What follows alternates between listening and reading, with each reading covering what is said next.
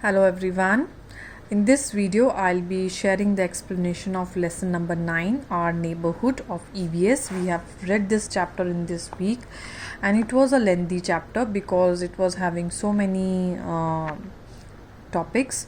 But I hope you all have enjoyed. Those who have done in the Zoom class, we have read it thoroughly.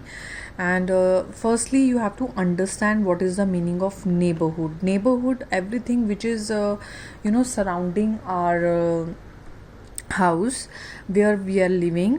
सो उसको हम neighbourhood कहते हैं, जिसे हम पड़ोस भी कहते हैं. जैसे कि अगर हम एक घर में रह रहे हैं, मान लीजिए मेरा घर यहाँ है और ये जो सारा एरिया है वो मेरा सब क्या आता है, किस में आता है, नेबरहुड में आता है, जिसमें डिफरेंट बिल्डिंग्स भी आती हैं, शॉप्स भी आती हैं, बैंक्स भी आते हैं, medicine shops, market, school, everything will come in my neighbourhood. So neighbourhood is the place where all the buildings are there and useful places are there. So all these things make your neighborhood. और जितनी भी neighborhood services हम जो पढ़ेंगे वो हमें सर्व करती हैं. सर्व करने का मतलब वो हमें जो है किसी न किसी की सर्विस उपलब्ध करवाती हैं, किसी न किसी टाइप की. जैसे कि स्कूल है, हमें एजुकेशन देता है ना. टीचर्स जो हैं हमें गुड मैनर्स और हैबिट्स सिखाते हैं, और जो आपके क्लासमेट्स हैं वो आपको जो हैं they become your friends. So all these things are very important in our life. School is very important neighborhood, and surrounding area of the school should be kept clean and free from the noise. जो कि आपको शोर से और जो शोर और गंदगी से उसे दूर रखना चाहिए. सराउंडिंग एरिया जो भी आसपास का एरिया है स्कूल का. So then is your park. Park is also important. आपने देखा होगा कि जितने भी हमारे रेजिडेंशियल एरियाज़ है, सोसाइटीज़ हैं, वहाँ पे हमेशा एक पार्क बना होता है, और वहाँ पे पार्क में बच्चे खेलते हैं, और जो बुज़ुर्ग लोग हैं, एल्डरली पीपल हैं, वो क्या करते हैं, वो रिलैक्स करते हैं.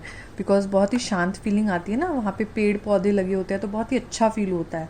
So it is also again a very important neighbourhood service.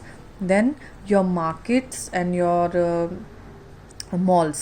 Then modern markets are also known as malls.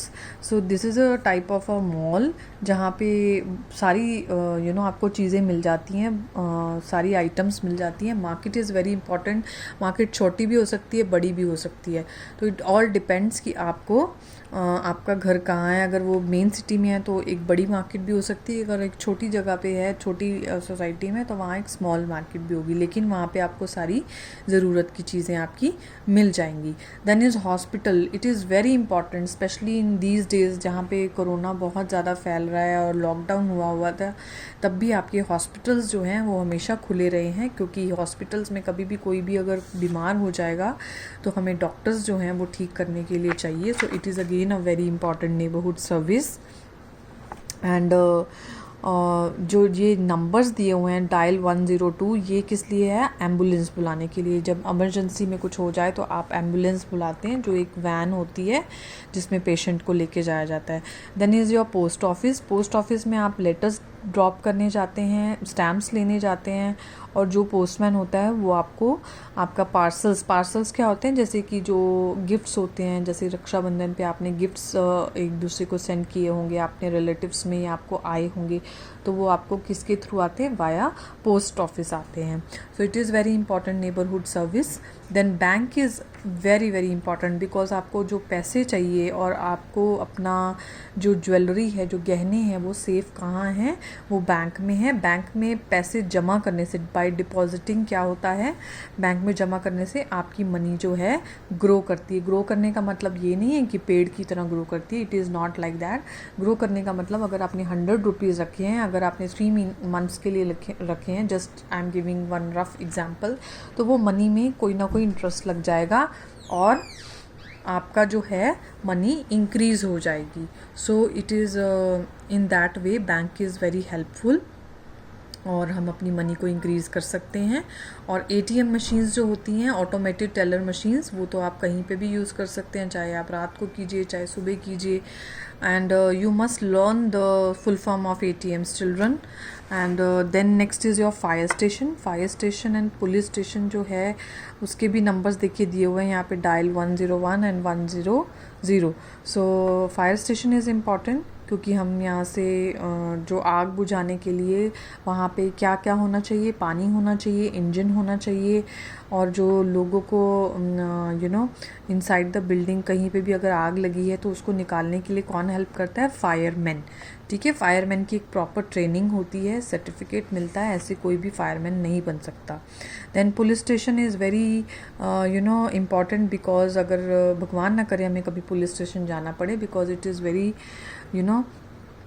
जब हमें कोई किसी तरह की चोरी हो गई है या किसी ने हमें परेशान किया है तभी हम पुलिस स्टेशन जाते हैं, अदरवाइज़ हम नहीं जाते हैं। तो police is there to help us.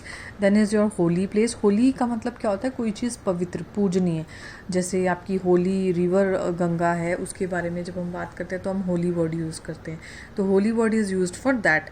So Holi places जहाँ पे भी आप रहते हैं वहाँ पे कोई ना कोई होली प्लेस इनमें से ज़रूर होता है जहाँ पे आप पूजा करते हैं या अपने किसी भी भगवान को मानते हैं, तो आपके घर के पास आसपास इनमें से कोई ना कोई चीज़ ज़रूर होती है। Then next is your pharmacy और केमिस्ट शॉप, जिस पे दवाइयाँ मिलती हैं। और जो बहुत इंपॉर्टेंट है, आजकल आपने देखा होगा कि मेडिकल इक्विपमेंट्स क्या होते हैं, मेडिकल इक्विपमेंट्स भी मिलते हैं, जैसे आपकी बीपी एंड शुगर की मशीन या आपका टेम्परेचर चेक करने का मशीन, ऑक्सीमीटर जो आपका ऑक्सीजन लेवल चेक करता है। So all these things you get at chemist. बहुत लोग इसको जो है ना चैमिस्ट बोलते हैं, बहुत बच्चे प्रोनाउंस करते हैं। It is not pronounced as chemist, it is pronounced as chemist. Okay. Then railway station is your where you board the train. Board का मीनिंग जब आप ट्रेन को पे बैठते हैं, ठीक है, अपनी जो सफ़र है वो शुरू करते हैं, that is called board the train. To distance places, दूर जाने के लिए।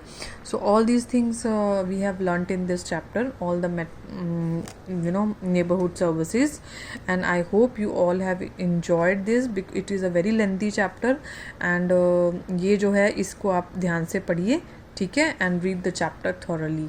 Thank you.